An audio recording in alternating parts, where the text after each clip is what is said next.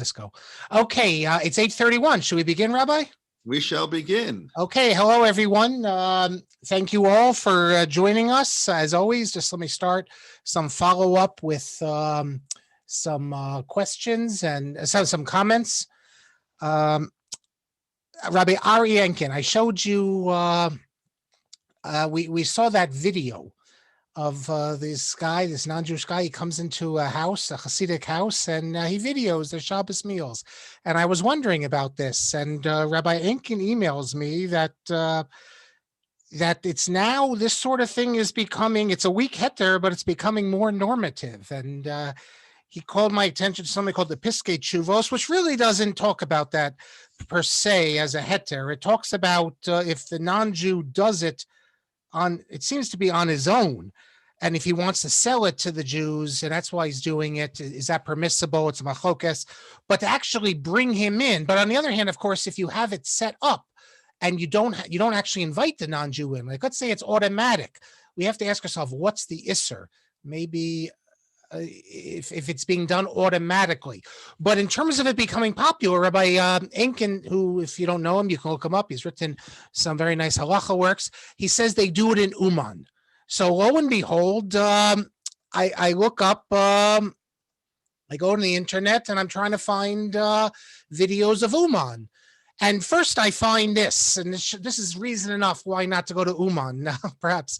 In a description of why you should go to Uman from Breslov.org, it explains, I'll just read it to you, the last paragraph. You can read the whole thing if you want. Oops. The Rebbe felt, now the Rebbe is Reb Nachman, that it's the most important thing to be with him in Rosh Hashanah, as Hashem gifted him to understand the essence of Rosh Hashanah as no one else did. He said that he can fix things for people on Rosh Hashanah that no one else can. So Reb Nachman can fix things. And then it says, in that case, even if one feels that the davening in Uman won't be as good for him, or the amenities stink, or the people, or the travel, or discomfort will be challenging for him, he is still best off spending the holiday with the Rebbe, because the Rebbe will make sure to help him take care of what he needs to do with what he needs to with Hashem for the new year. So in other words, you go there, and the Rebbe will make sure with God that everything's okay. Now that's, I guess, what you call Dorei Shel HaMesim. But okay, if you're going to go to Uman, this is a video. Took place, notice they say video by non-Jew, but they hire the non-Jew to take this video, and here you go.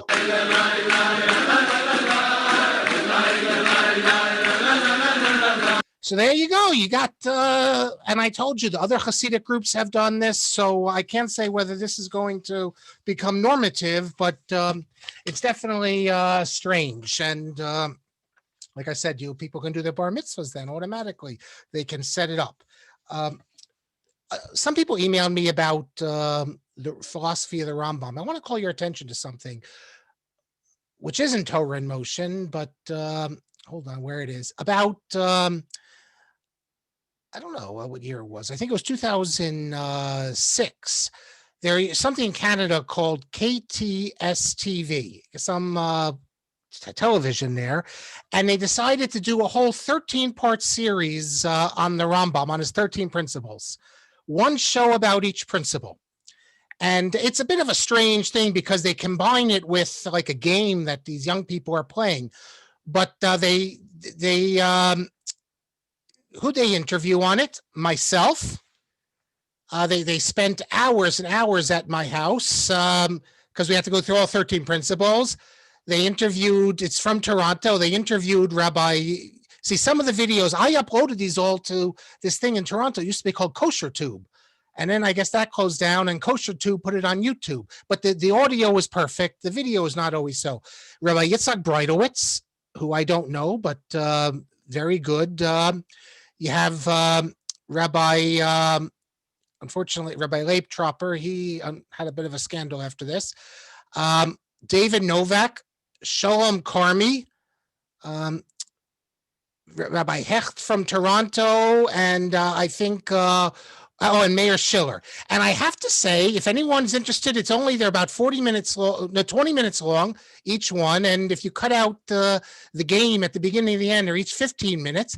And what I find really interesting in this, it's called Credo 13, is even though you have, let's say, Novak and myself are the academics. I guess Carmi's in the middle, and then you have the rabbis. With the exception of Tropper, we all say basically the same thing. So I think it's a very good example of where both the academics and the traditionalists, and I do have to say, I've never met him, but Rabbi Breitowitz from Toronto, he comes across very, very insightful. So anyone who's interested, very nice. Two more things I want to show you. One more thing I want to show you, and then I want to read you something, and then we'll be back to where we are. I showed you last class. I couldn't find it. I wanted to show you one more video, but before I do that, I was showing you these videos of the schools, and someone mentioned Rav Avadia permits if it's not live music, and I sort of agreed, but it's not really true. I misspoke. In fact, it's the responsum that we saw earlier on in the book from his son, where originally Rav Avadia said it's a problem if you know what the woman looks like, but then he retracted and said that's not a problem. The problem is only if you've seen her live. But the son says, and it doesn't matter whether it's Shira Chaya or Bahakata, because look, let's be realistic. If you're watching a video, that's the same thing. So Rav Avadia does not permit to watching, the live shows. So I showed you some of these things. The one I was looking for, I'll show you quickly here. And I'll stop it. I don't need to show you any more of this, but this takes place, like I said, at one of the yeshiva high schools.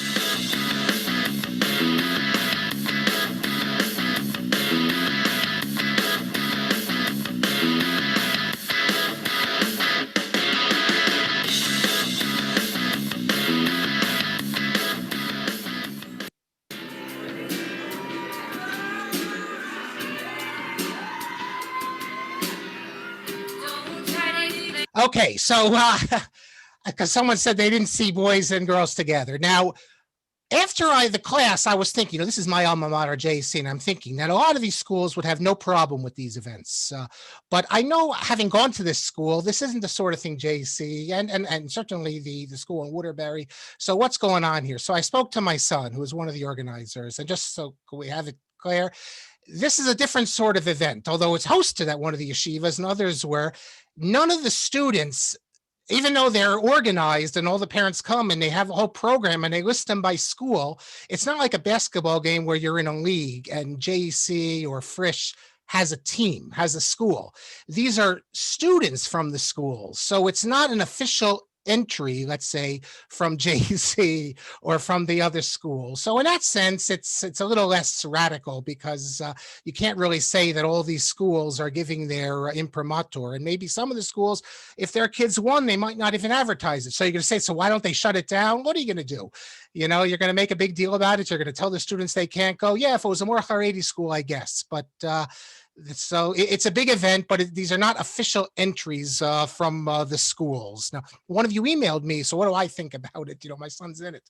I told you last class, I'm not crazy about it because I think they should do Jewish music. The girls singing, they have their post game, they have their halachic justifications. I'm not talking about that. I think the real issue is that, singing the non-Jewish music, getting so into it, that's a culture that's really not our culture. And but it's a never-ending thing. In the 50s, parents didn't like the music the kids listened to. Sports is a bigger problem. The kids get all crazy about these sports things. It's a never-ending issue. That's the issue in the modern Orthodox world. The Haredim have their own issues, but what are you going to do? I'm not the principal. So there you go. Years ago, Young Israel used to actually have dances for the young people because they wanted them to have, some of you, probably your parents might have met at Young Israel dances. I know someone who told me that his parents met at a Young Israel dance. The idea was that you keep them from going to the clubs and meeting non-Jews or irreligious Jews. So that's part of our history. And finally, I want to read you something from our friend, our Talmud Chacham, Rabbi Leib. And this takes us back, just one final comment about the issue with the Kloisenberger Rebbe. And he says as follows, and this will be the last thing we do. While listening in class 35 to your comparison of the Kloisenberger Rebbe to Farrakhan, I never compared them, but I instinctively felt that there was a difference, but couldn't verbalize it. From your comment in the last class, I realized that others were disturbed by it, and you were aware of that, but nevertheless, you still couldn't verbalize what it was. it struck me later what it was.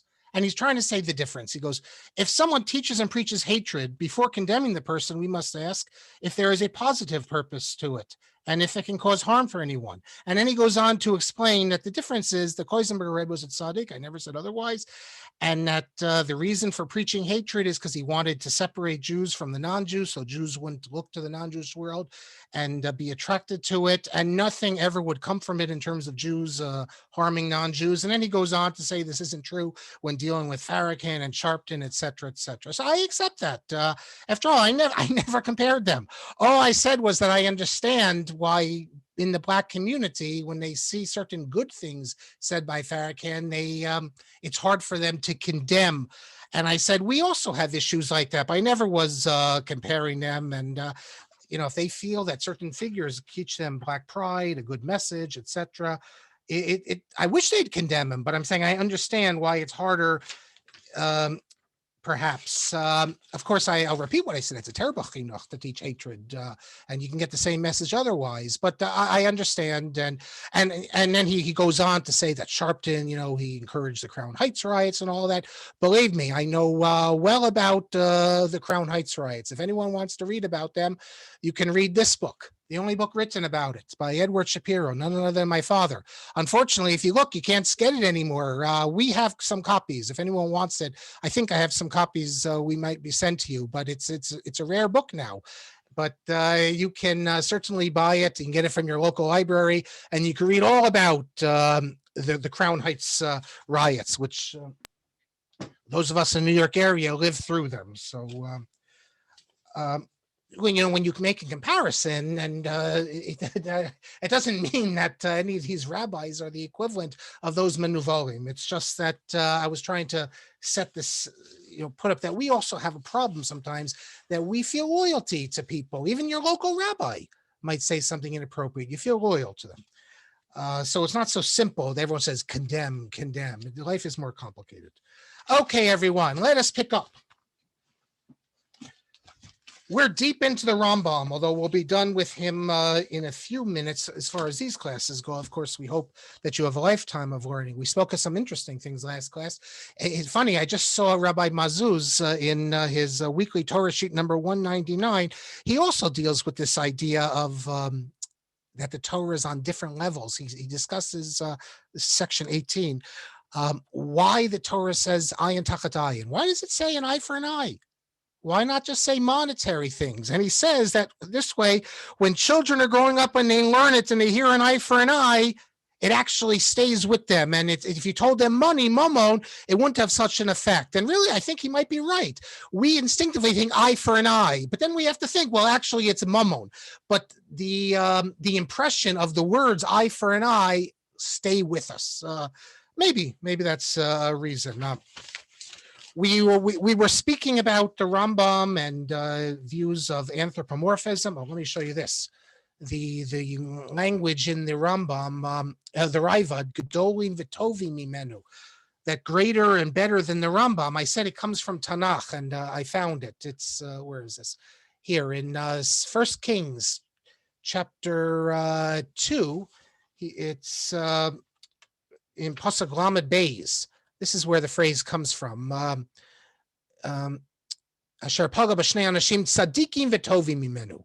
So the Raivad uses the word gedolim v'tovim mimenu. I mentioned that the Or Sameach, but not just the Or Sameach. I also found it's in the Knesset Gdola. They say gedolim v'tovim mimenu. Had this idea that God is a physical form, naming gedolim v'tovim from us. We had people, not that greater than the Rambam, but that's not the pshat. I do want to. Oh, and I quoted the Riaz as Rav Isaiah Trani as also saying that some sages of the Talmud, he thinks, even thought that. I mistakenly said Isaiah Trani, the elder. Actually, Riaz is the younger. There's two of them. But I want to show you something because it's a sponsor last week by the Zoltzbachs. I want to show you something from Amsterdam. Before I get to that, let me show you something else. This idea that God doesn't have a physical form, believe it or not, we have a number of images of God as a physical form. Not that anyone believed God had a physical form, and let's say in the 16th century, 17th or 18th, but strangely enough, from our perspective, you have people who portrayed God as a physical form in books and other things. So So here's a sefer. It's called, this is the Torah, Augsburg, 1540. Look at the bottom of the sefer here. If you look on the left side, that's God, and it's the creation of the world. And you look on the right side, that is God creating Adam and Eve. Now, this is a non-Jewish image. This is a non-Jewish plate. I know it's a non-Jewish plate for the simple reason is that the Jews read right to left. If you look at this, it's left to right.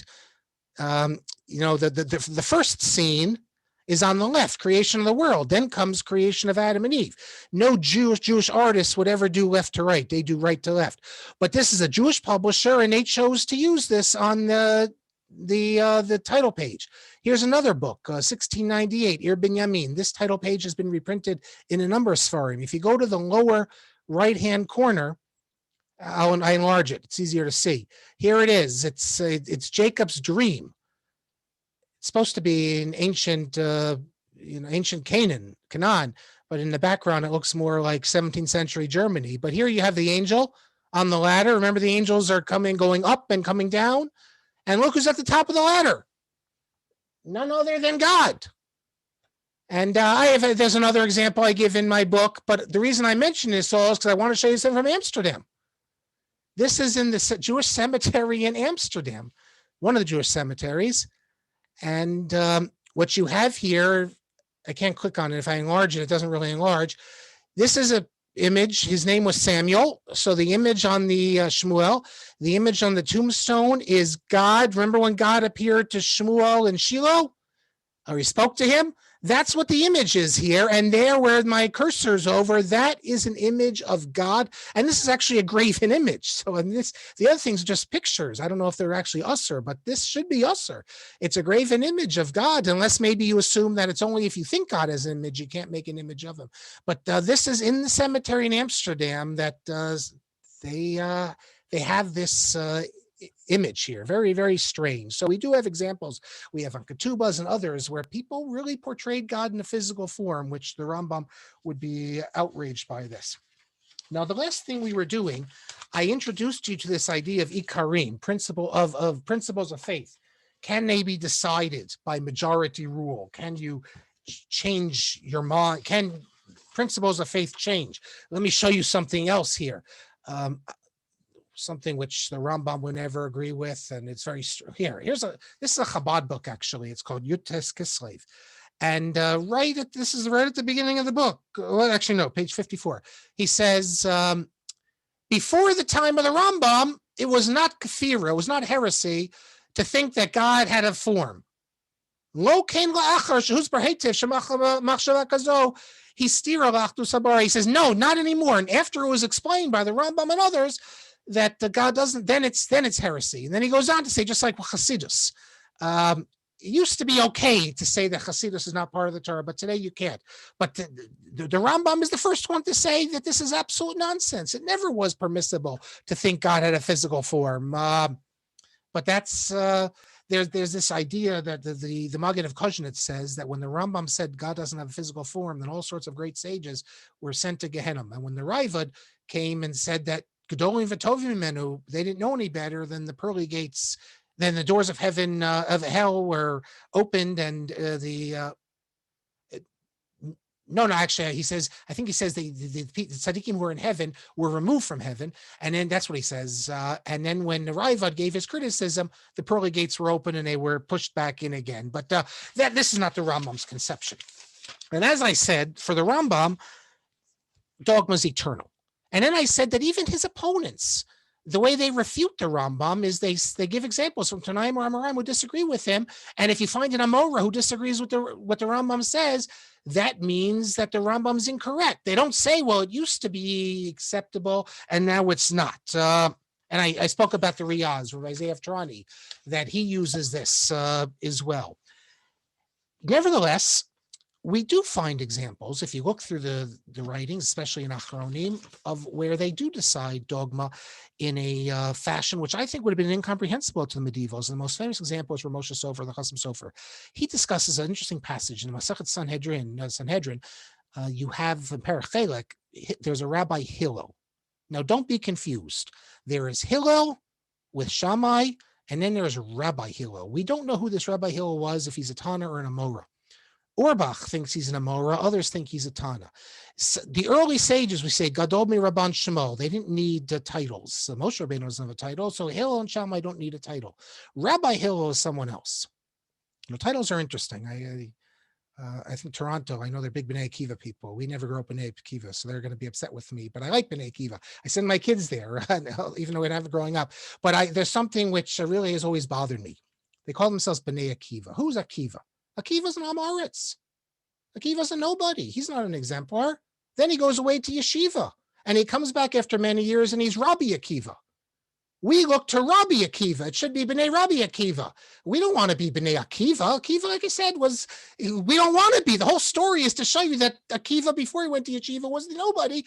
Now he's a somebody. And so why they call it B'nai Akiva instead of B'nai Rabbi Akiva, I've always had a problem with that. But Rabbi Hillel in the Gemara says an amazing statement. There is no Mashiach for Jews, because all the promises were all used in the days of Chizkiyahu.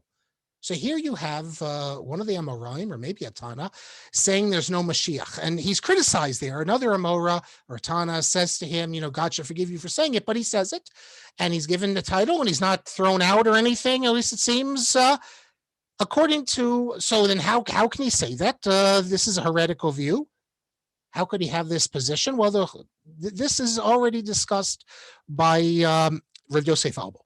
Rav Yosef Albo in the Sefer Yikarim discusses Rabbi Hillel's position. Look, if Mashiach is a dogma, how can Rabbi Hillel say this and go against the dogma? In other words, he doesn't say that it used to be not a dogma, now it is. He gives two explanations. First, Rav Yosef Albo says it's not a principle of faith. It's a true idea, but it's not an ikar, that if you deny it, you're a heretic.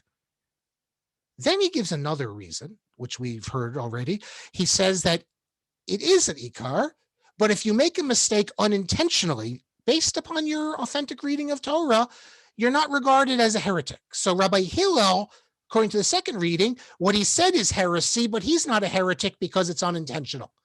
And we already saw that that's a major idea in Rav Yosef Albo, that this idea of unintentional heresy. But the Chasam Sofer has a completely different approach.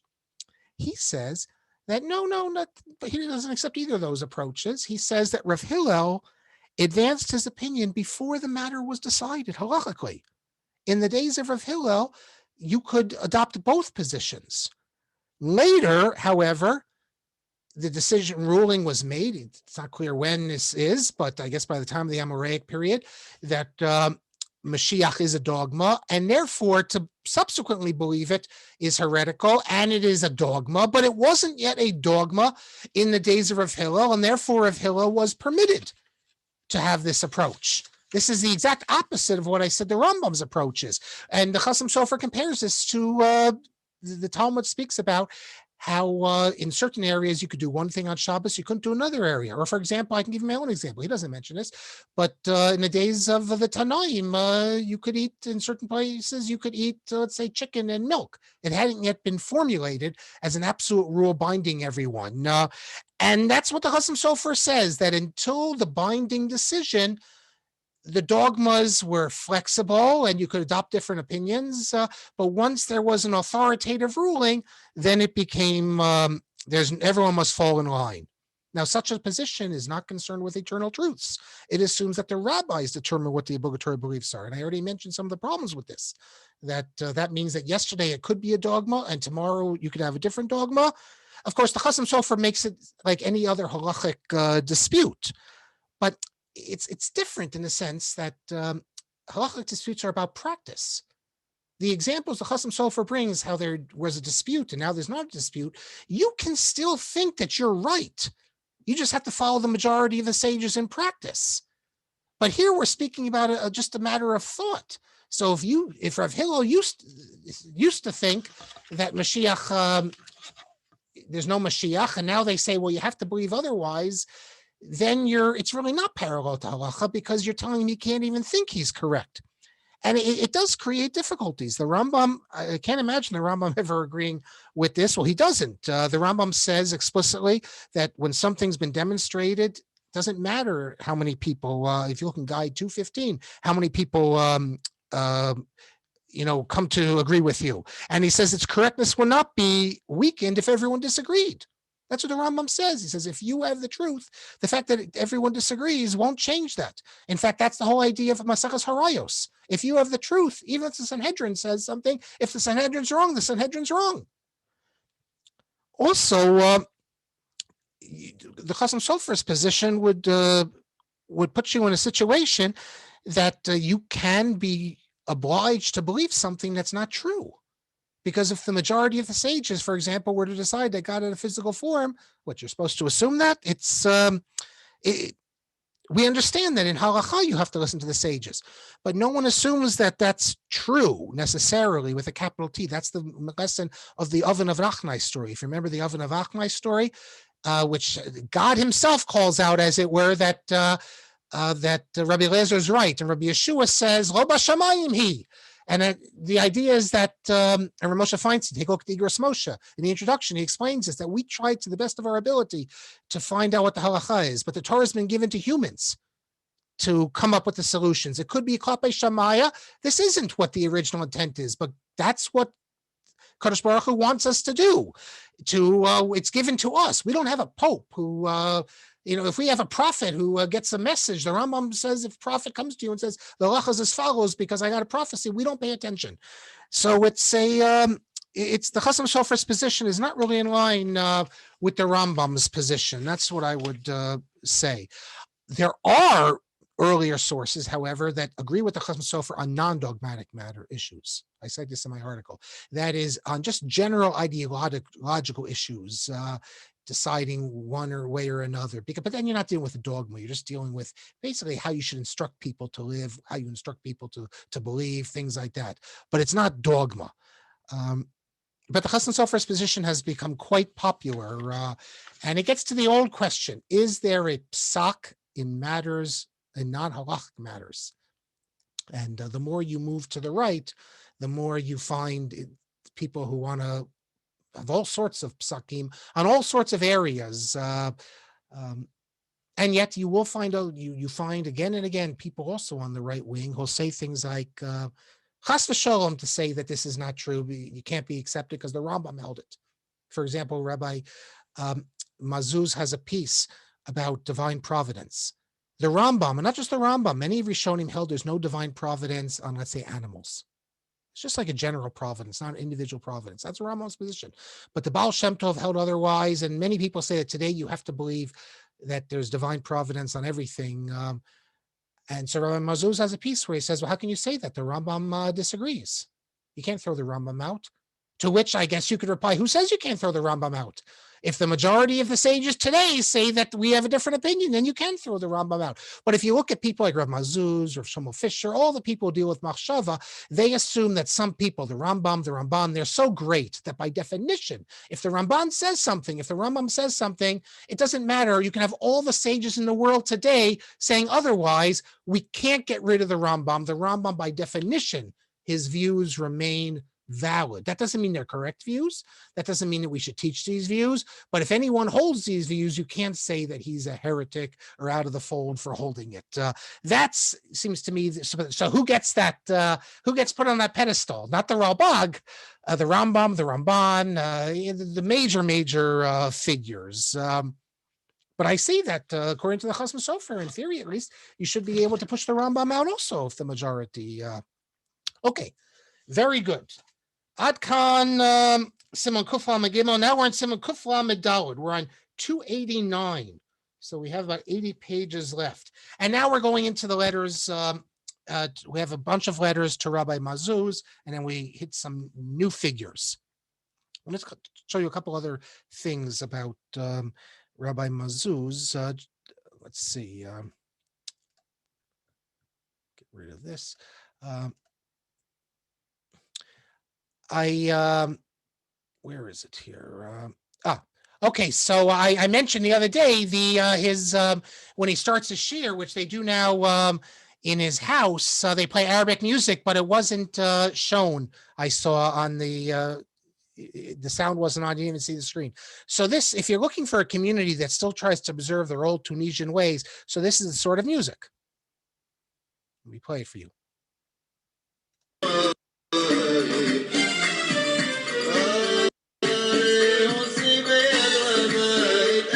there's a whole tradition of Arabic music, piyutim, with the Arabic tunes. Now, the yeshiva that Rabbi Mazuz runs is called Kisei Rachamim, which, if you count all the branches, would be the largest Sephardic yeshiva, probably 5 or 6 branches. And they have every year piyutim. That is, if you have every year, they have a big thing called a hilula in memory of his father, who was killed, Rabbi Mazuz, in Tunis in 1971, I believe, by a Palestinian terrorist. And it's at the huge place in Tel Aviv. They get about 7,000 people. It's the largest event of its sort. This year they couldn't have it, so they had it on Zoom. You had rabbis there speaking, but they had entertainment. So just to give you a sense of how it's different than, for example, a regular Ashkenazi Haredi yeshiva, I'm going to show you a few things. They said, by the way, there were hundreds of thousands of people watching it. Perhaps for what I'll show you, what I won't show you, but I'll tell you, because they removed something from the video. But just here, just to give you an example of, just to show you a couple things, which I think are interesting, as I said, because you want to see it in the Ashkenazic world. So you could watch, first of all, you have to watch it on the internet. But so here was the Hilula. It was last month.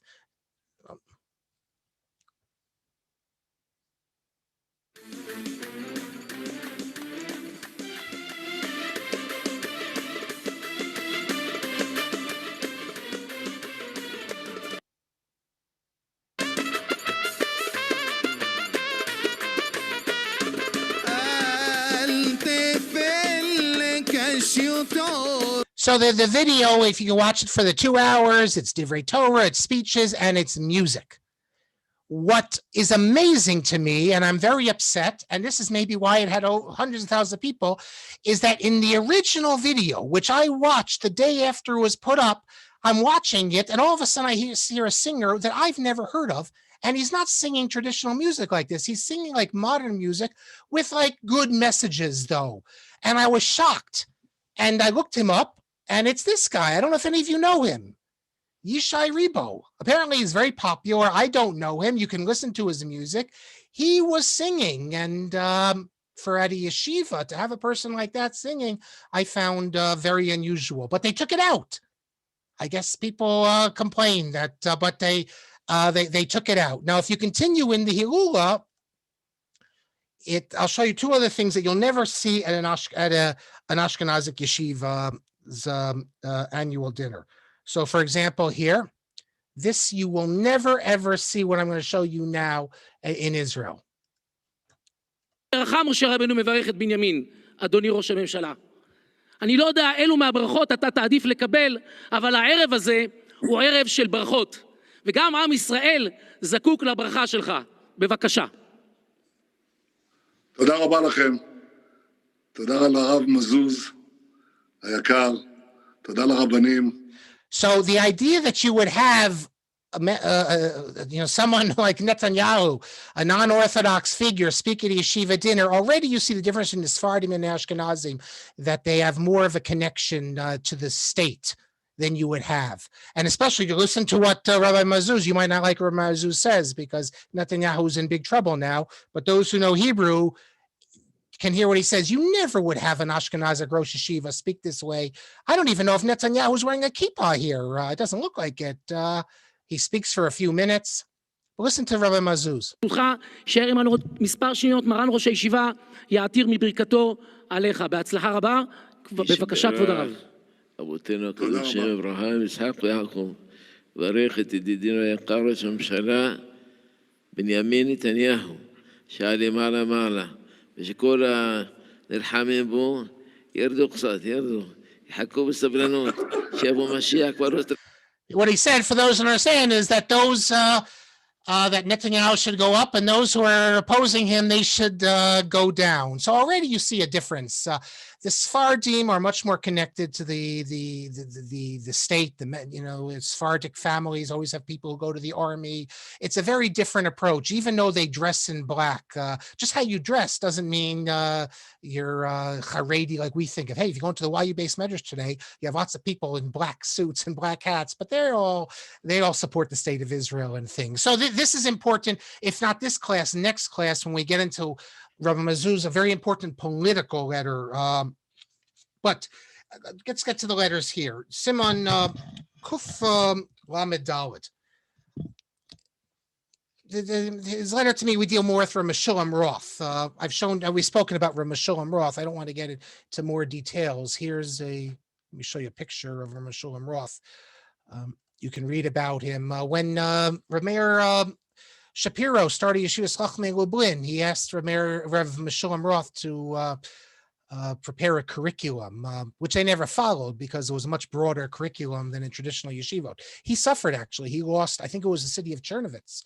He did not get the rabbinic position because he refused to give up his Mizrahi allegiances. Sometimes they ask you, for example, I know when Rav Sternbach was given the Eidah Haredis, he had to make sure that his, I think it was his granddaughters, won't go to Beis Yaakov anymore. But Rav Meshulam refused to do that. But the letter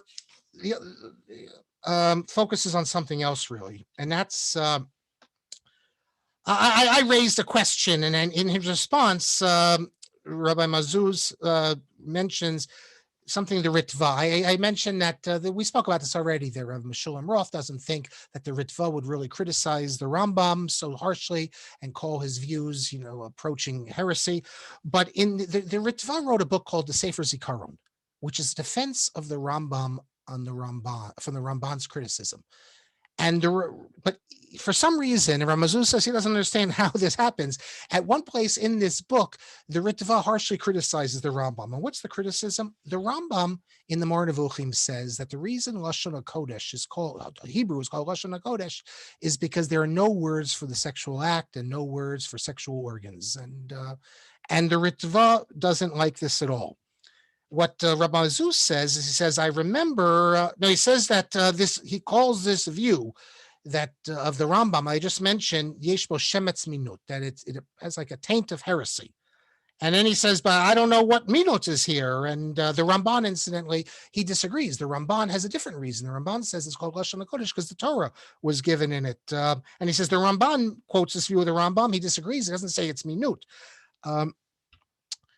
As I point out in the notes there, Rabbi Mazuz's memory was incorrect. Although the Ritva is critical of the Ramazuz, he says, Chalilali, he says, God forbid that I should follow this view and that God should, Shapiro should, he speaks very strongly against the Rambam. But the word Shemetz Minut doesn't appear here. It appears in a book called the Iggeret ha-Kodesh.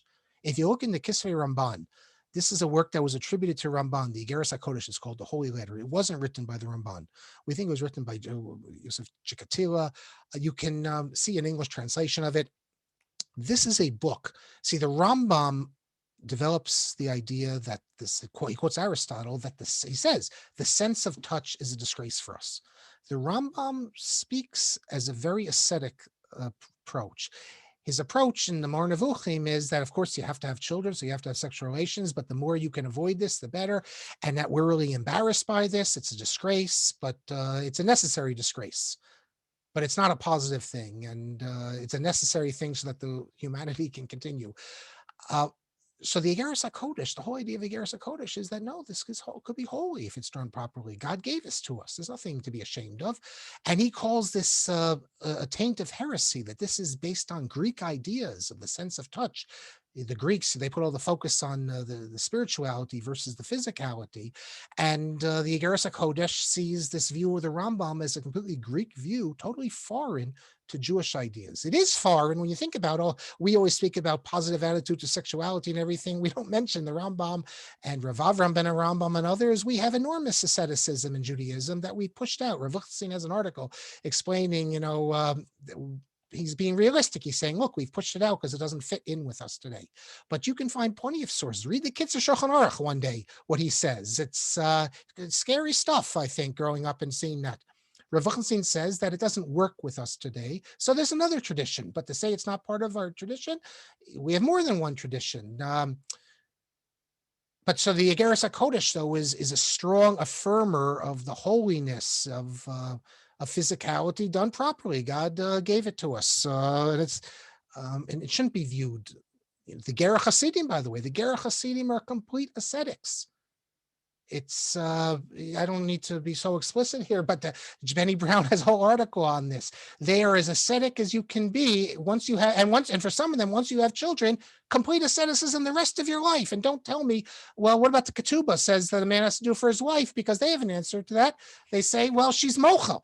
She like, do we really ask her? But so there are trends of asceticism in the Jewish tradition.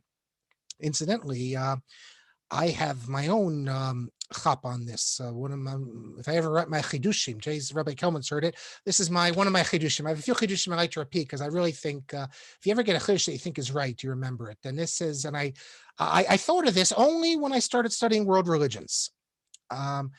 Because you study world religions and you see that Islam doesn't have it, but all the other religions, obviously Christianity, Buddhism, Hinduism, Jainism, they all have this idea, and other religions, of asceticism, of celibacy, because they have this conception that physicality, you have this binary thing here. You have the spirituality and you have physicality, and we of course want to be spiritual, so therefore we have to remove ourselves from physicality. You can't get rid of fancy food, fancy clothes, materialism, food, and of course sexual relations. So you have the whole trend to celibacy.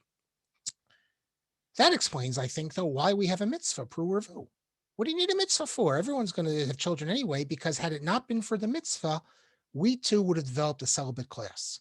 We would have been just like old-time Catholicism, where they would have said that for the super pious, for the special ones, they do the celibate life because they have to get close to God. And for the rest of us, well, we're going to have families. The only way to prevent this, to make sure that even the rabbi with the big beard and the tzaddik, that he too would have a family life, is to make it a mitzvah. Because if you didn't make it a mitzvah, we too naturally would have developed what we believe to be this phony, false ideology that complete celibacy, we wouldn't have had it. So we couldn't have that because it's a mitzvah. But I have to say, if I want to be honest, we can't have that because there's halacha, but we got close.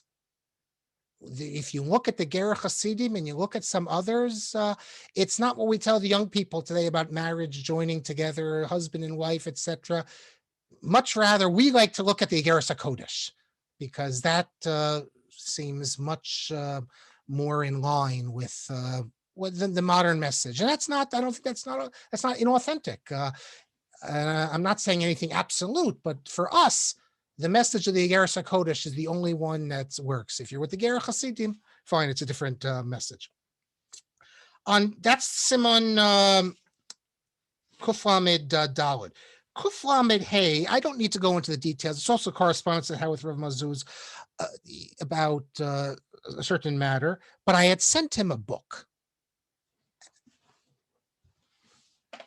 I sent him this book, and I sent him a number of books by Shaul Lieberman. That's why he thought I worked at the seminary. I don't know. Maybe he didn't think I was full-time, but I don't know if you know this book. Hilchos Yerushalmi LaHarambam. It's not a big book, but the Rambam wrote a work on the Jerusalem Talmud, which is like a riff. It's a halachic work on the Jerusalem Talmud. We don't have the whole thing. We only have sections of it, small sections on brachos, on kesubos. It comes from the Geniza. If those who are interested in the Geniza, there's a wonderful thing on Vimeo. It's called From Cairo to the Cloud, The World of the Cairo Geniza. And I've been watching it. The problem is I can't give you, it needs a password. And like if your shul did it, then you can have a password. I can't give it to you, but if you can have access to it, it's from a few years ago. It's really, really very nice with great interviews and all about the Cairo Geniza. Incredible story. But here you have, and from the Rambam's own handwriting, mind you. You have pictures of it in the back, the Rambam's own handwriting. So I sent it to him, and he comments to me, first of all, that it's great what Rav Shaul Lieberman did to put this together. And then he calls attention to the fact that in the back, there's an article by Moshe Lutzky. Moshe Lutzky was an expert in handwriting, and he wrote about the Rambam's handwriting, a long page on the Rambam's handwriting. And in his discussion, and Rav Mazuz mentions this because this is relevant. Rav Mazuz is in a big dispute with Professor Havlin at Bar Ilan. There's a Sefer Torah, which has a colophon on it, and afterwards that says it's written by the Ron. not in the Sefer Torah itself, I think connected to it. It's written by the Ron, Nissim of Gerona. And he believes Reb Mazuz thinks it's authentic, and Professor Havlin thinks it's phony. That is that the Ron didn't write it. That this is a few hundred years after the Ron, and it's written. I think it's the colophon in a certain script, whatever it is. It's they argue about that. Now, Lutsky mentions that the Rambam wrote in 3 types of scripts. First of all, he says that families had scripts. Father would teach a son, and they would teach him a certain script. And if you look at the Rambam script, it's a certain unique type of script, but there's 3 scripts. You have the square script, like a Sefer Torah. Everyone would write that like in a holy book. But then you have also private stuff when the Rambam is writing for himself before he, quote, publishes his work. Then you have a different script. And then you have a 3rd script where you, when he's writing by himself, it's what we call Ketav Rabbani or Rashi. Rashi didn't invent this script. Rashi never used this. But it looks very much like the Ram. What in the Middle East they would even write like that. And finally, there's the Ketav, what we call cursive script, or Melech, they call it. So then he talks about the 3 types of scripts. So why do I mention this? It's really only a side point, because a lot of people don't realize, unless you look at, I won't say medieval, because you look at medieval Ashkenazic Hebrew and you can read it, no problem. You look at Dead Sea Scrolls, you can read it. The people who are with me in Italy will recall I showed them on the wall something in Italy where you could read it. It's from medieval times. That's not a problem. But in certain places, they developed a certain type of cursive script. Let me show you some examples. And it's, you could see millions of examples of this. But you need to learn. It's called, I think you pronounce it Solatreo. So here, for instance, is what you find in, this is not Arabic script. It's mostly found, let's say, in Turkey and others, but also Judeo-Arabic. I shouldn't say that, Judeo-Arabic as well. So look at these letters. Here, I have a better page here. So you have an Aleph. We know Aleph, Rashi, square. That's the Aleph. And that's the Beis. And this is the Gimel. Dalet, I guess, looks a bit of it. Hey doesn't look anything like it. So when you see when you see manuscripts, I have to say that I've published a number of things from manuscript. When I'm looking, like I'd go to JTS and I look through the manuscripts, since even you'd see 19th century stuff like that, I immediately would say, nope, skip on to something else, because it's too difficult. Unless I didn't grow up with it. I have a nice little book here published by Rabbi Mazuz's yeshiva, which is, it's called Komos HaZahav. It's a workbook to teach you the script.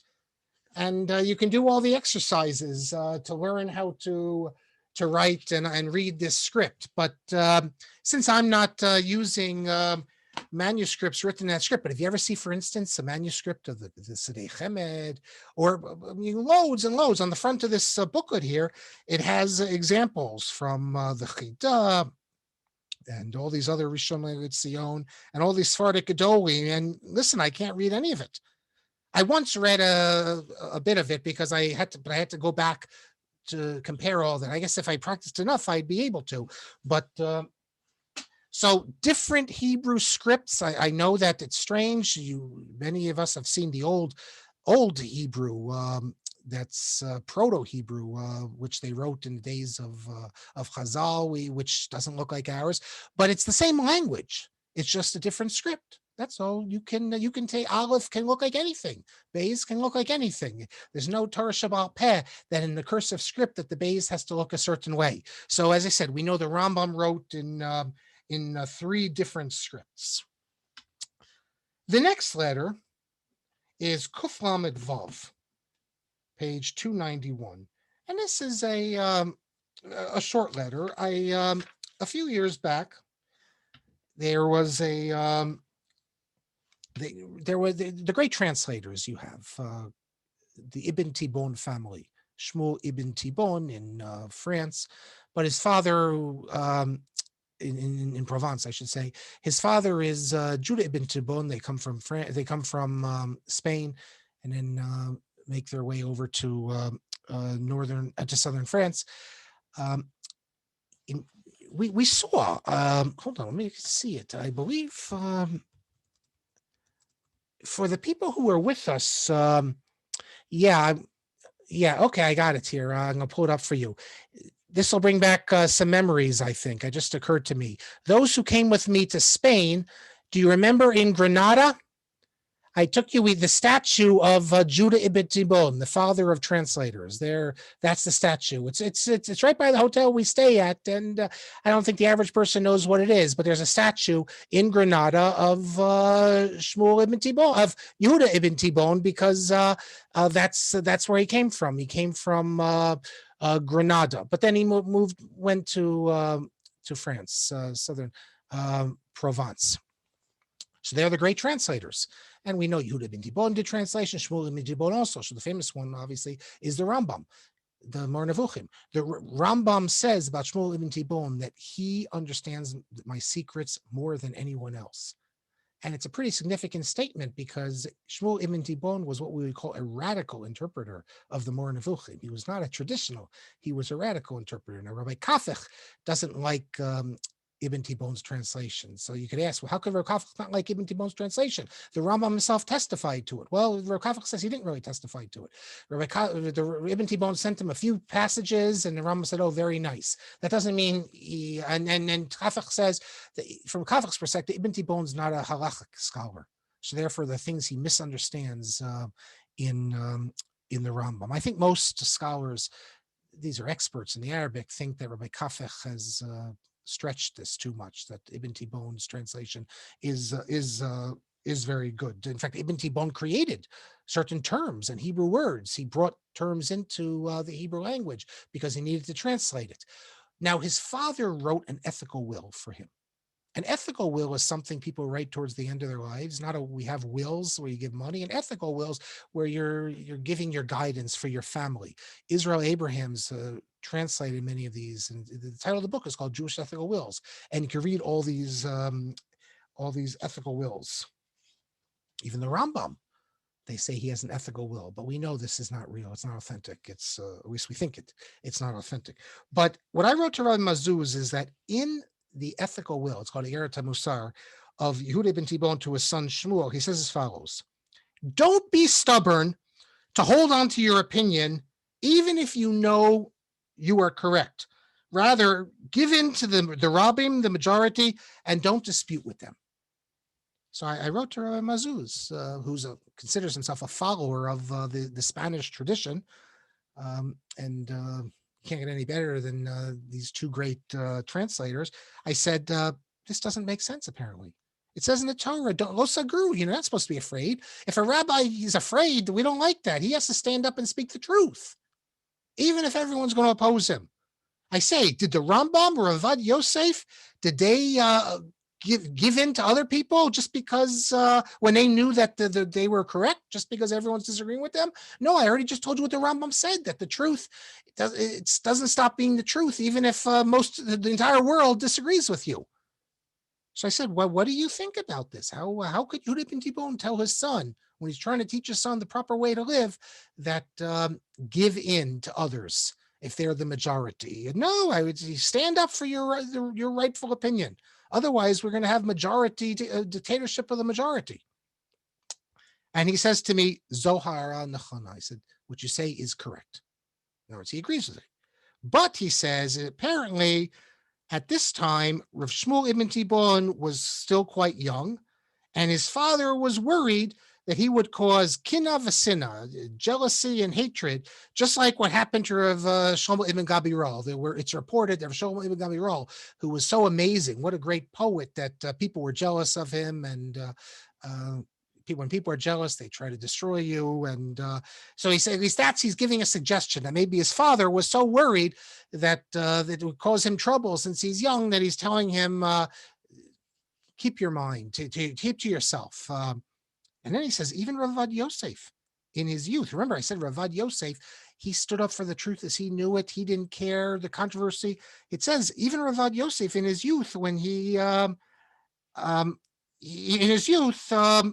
when he fought against the Ben Ishai, he doesn't really complete the sentence. He says also Ravad Yosef in his youth, when he argued with the Ben Ishai Kiyadua, what you need to put in there is that it created enormous controversy. It did. Some people burnt Ravad Yosef's book. Here was a young guy, like in his early 20s, and he's going around to the various Iraqi shuls and saying, you don't have to listen to the Ben Ish Chai. Listen to the Shulchan Aruch because we're in the land of Israel. The Ben Ish Chai for them was the final authority, and he was telling them you don't listen to them. So that created a big controversy. There are people who wanted to put him in Cherem, but then Rav Mazuz says as follows. When you write a book, you have to put forth your opinion. Yes, it should be, he says, Ba'adinut v'zirut. Put it forth carefully and with sensitivity, but don't cover up the truth. When you write a book, you have to be truthful. And Ravad Yosef, I guess he's saying that maybe Ravad Yosef shouldn't have gone to the different shuls and preached against the Ben Ish Chai. But when you write, you have to write the truth. You can't give in. And over time, the truth will be revealed because the truth always stands. And then we get to Kuf Lamed Zayin, and this will be the last one we do. It's just a few lines. Rabbi Mazuz has been subject to great attacks by people. I will show you next class what Rav Yitzhak Yosef says about him. But even before that, great attacks, because in his evening Saturday night shiur, he's quoting Bialik, he's quoting often to reject them, but sometimes just quoting their poetry. He likes to quote, he's quoted the Masmid. If you haven't read the Masmid of Bialik, it's such a wonderful thing. I mean, the Rav used to quote this. If you grow up in the Ashkenazic world, it's not so problematic. But today you hear Bialik, oh, the big heretic. And he's quoting other, all these sources. So there's a whole literature against him to, they even banned, they put his siddur under Cherem. Here, let me show you.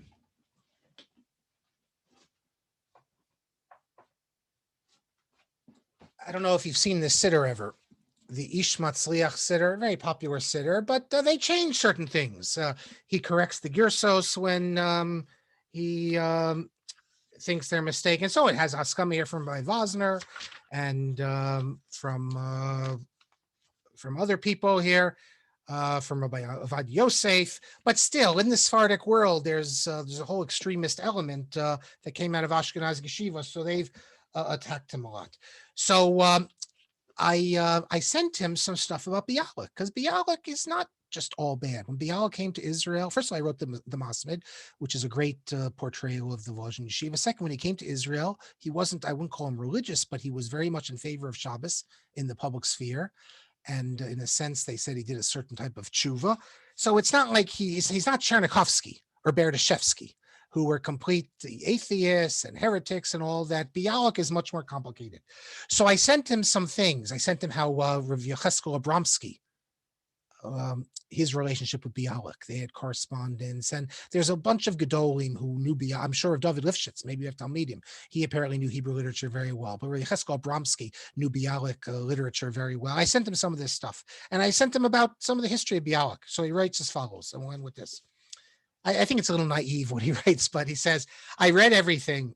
People like this, that is like Bialik, that their soul is torn between Emuna and Kfira. That is Bialik. 1 minute he's speaking very piously. He's calling back his youth. And the next minute, you see heretical stuff. In one of his, later on, we'll see in the book, Bialik published something that the Russian censor refused to print because it's heretical.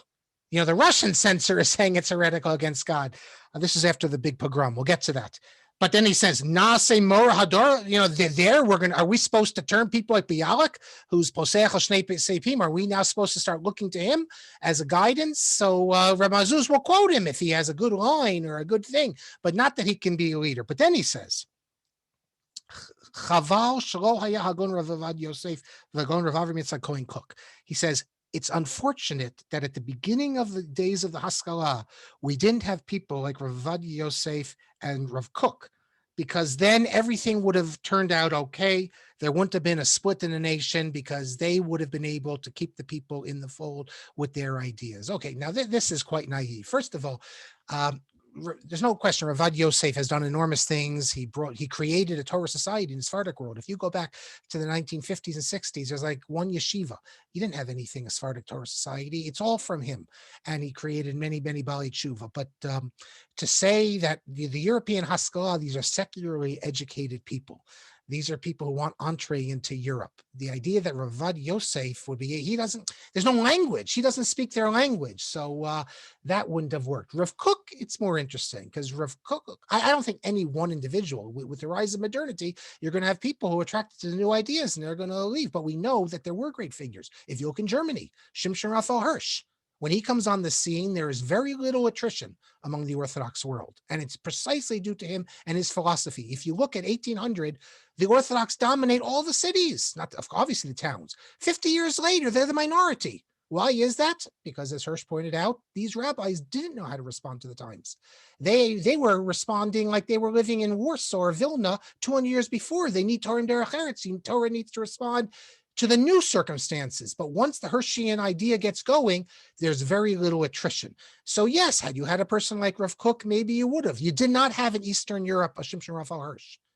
If you had, maybe things would have been different. Rishon Salanter tried, but you wouldn't have solved everyone. But the idea is important, that had there been, and I would revise what Rabbi Zuz said, in the beginning years of the state, had you had a Ravad Yosef who could appeal to the masses, listen to my classes on him, you wouldn't have had, these people came to Israel, they came from Morocco, many of them were religious, they came from, not all of them, because with the French already they stopped being, they came from Yemen, they all were religious. And then they fell into secular society. They're not secular, but they were influenced, so many of them are not Shomer Shabbos. We know the history. Had you had a figure like Ravad Yosef to give them pride and teach them, then it would have been different, but not in Haskalah. Haskalah, you need a Rav Kook type figure. So with that, we end for tonight. Next class, we're going to pick up with what I believe is an important historical document. When they write the history of the Yachad party in Israel, their failure, I think people will use this letter, and we'll hear about listening to Wagner music and some halachic things. We have about 6 more letters. The Ramban, Moshe Kunitz. What does it mean, maskil? You should shine.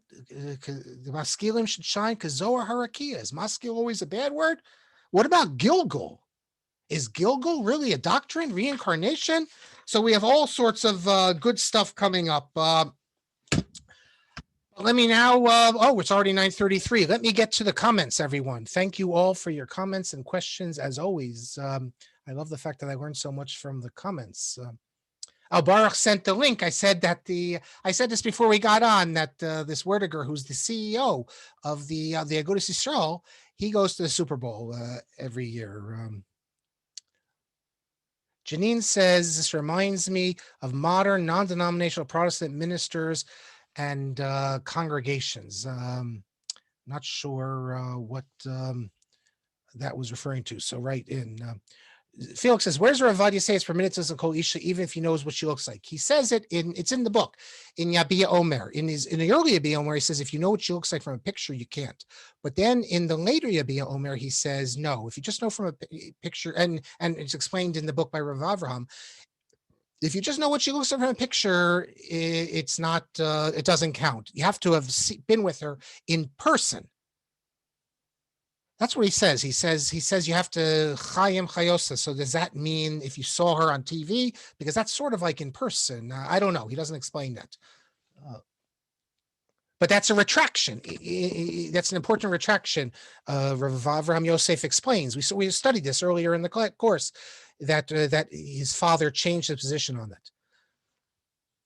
Rav Yitzhak Breitowitz is not from Toronto. Oh yeah, it's Eliezer Breitowitz. You're right. Sorry, I get confused. Thank you, Nat. He's I think he runs Esha Torah now in Torah. No, in Israel. Yitzhak Breitowitz. I think he runs Esha Torah or Sameach. I forget. Someone will write in one of them. Yes, it's Eliezer Breitowitz. And I just want to say again how impressed I was by Rabbi Eliezer Breitowitz, who I've never met, but and in general, how impressed I am that the academics and the rabbis are saying basically the same thing.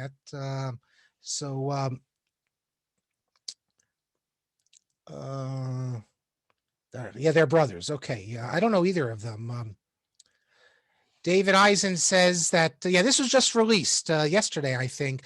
the Rav Soloveitchik giving an explanation for an eye for an eye, and the Rav doesn't here deal with the fact the Rambam in the Mor Nevuchim basically says that it should be an eye for an eye. The explanation people usually give is that because in theory that's what we should do, but we can't, because it's not going to be equal. That's what the Gemara says, that if my eye is good and your eye is bad. But the Rav, you can get the link, Rabbi Soloveitchik, you're not watching him. It's just an audio, but whoever set it up so that he sort of moves, and it's in Yiddish. The Rav has a great Yiddish.